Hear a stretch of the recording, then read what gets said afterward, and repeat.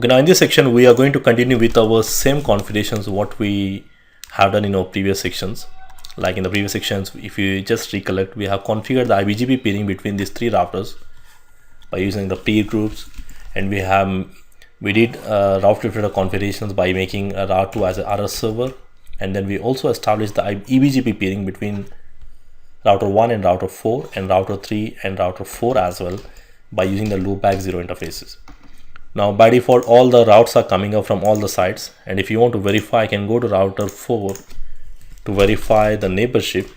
I can add summary command, show IP BGP IPv6 unicast summary. I'm able to see the neighborship between router 4 forming the neighborship with 1 and 3, and if I remove the summary, I'm able to see all the routes coming from router 1, 2, 3, 4 from both the sides. Similar way, if I go and check on the router 1 as well, I'm able to see the routes coming from AS600, that is from router 4, as well as from the same AS. Now the same thing if I check on the router 3 as well, IPv6 unicast, I can see the routes coming from different AS as well as from the same autonomous system number. But the problem here is if I go back to router 2 as well, on the router 2 also I'm able to see the routes, but you can see this 4-dot network I'm receiving from both the sides, but there is no greater than symbol. Which means whenever you don't see this greater than symbol, it means it's not installed in the routing table. And if you verify show IPv6 route, you don't see the route in the routing table. And the reason for that is, to verify the reason, if I go and check 2001:4/128, and I can see the next hop, I'm receiving the route from router 3, but it is inaccessible. And the reason for that is next hop is not reachable. If you see the next hop, what is the next hop address?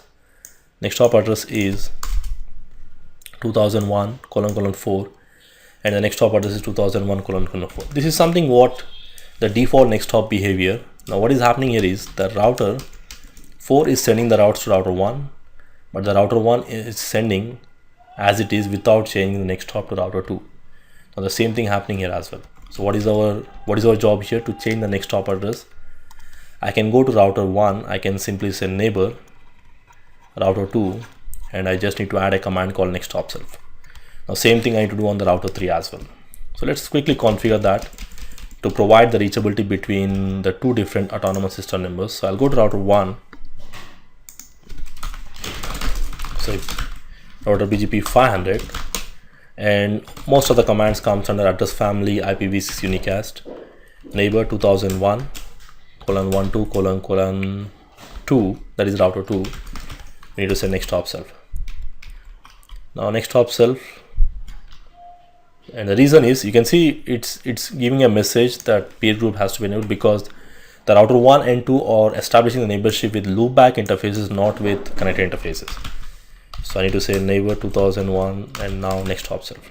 Okay, now this next hop self command you can even add in the peer group.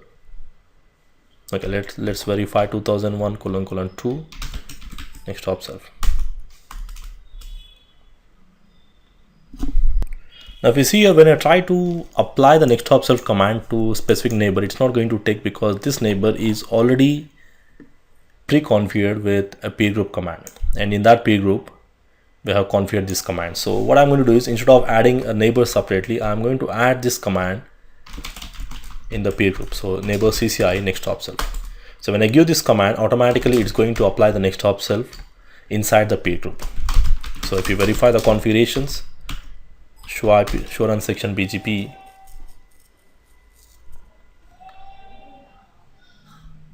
you can see here,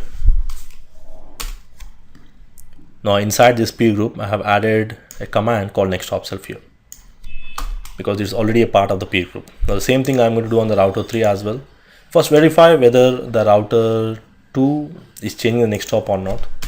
So now if I go and check once again on the router 2, I should see the route coming from router 1, the next hop address is changed here. Let's verify with this command. I can see the next hop address is changed here. We also need to change here as well. So for that we need to go to router 3 again, router BGP 500, and then under the address family IPv6 unicast,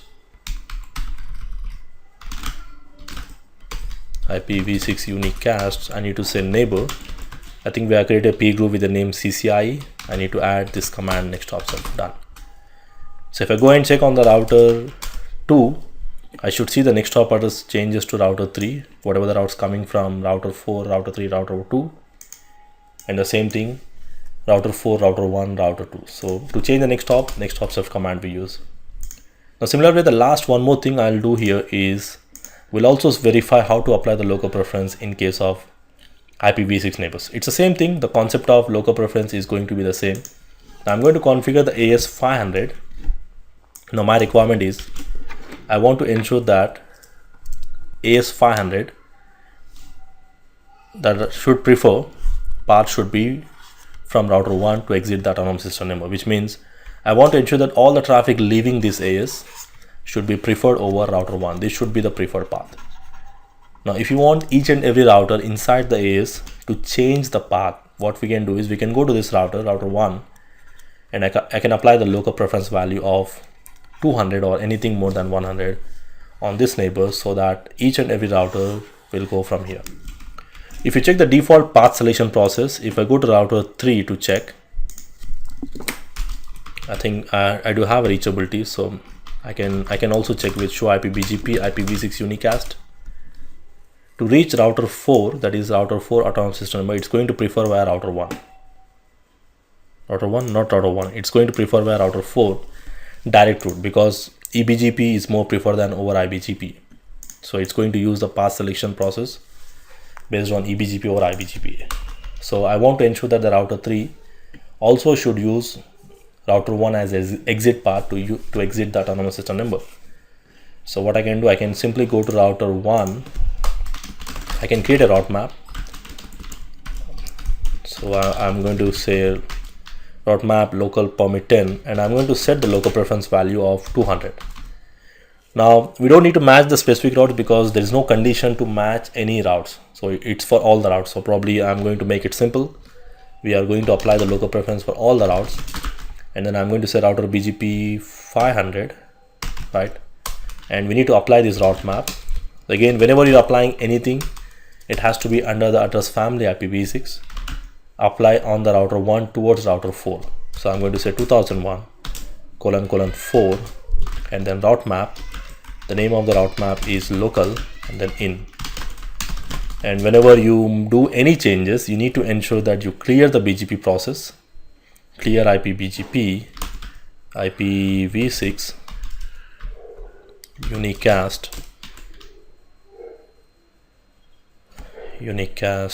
the command. So this is the command: clear IPBGP star IPv6 unicast soft. Okay, clear IPBGP asterisk, and then IPv6 unicast. So it's going to refresh. Again, you can add soft command for the soft reset. Now for verification, I can use show IPBGP IPv6 unicast to verify whether the local preference is applied or not. You can see I'm able to see that local preference value applied for the router 4 routes on the router 1. And the same way, I should see the local preference value must be applied on the router 2 as well for the network. And the same thing on the router 3 also, I should see the router 4 with a local preference of 200, and it's going via router 1. So this is the best path it is going to use because of the local preference. Now when you see the configurations of any of the IBGP configurations, now there is no much difference in the configuration of IPv6 BGP or IPv4 BGP. The concept wise, it's the same concept what we use for IP version 4, IP version 6. The only difference is the way we configure the command. So you need to remember like this: whenever you configure in most of the commands, we need to configure under the address family IPv6, and remaining all the commands remains the same.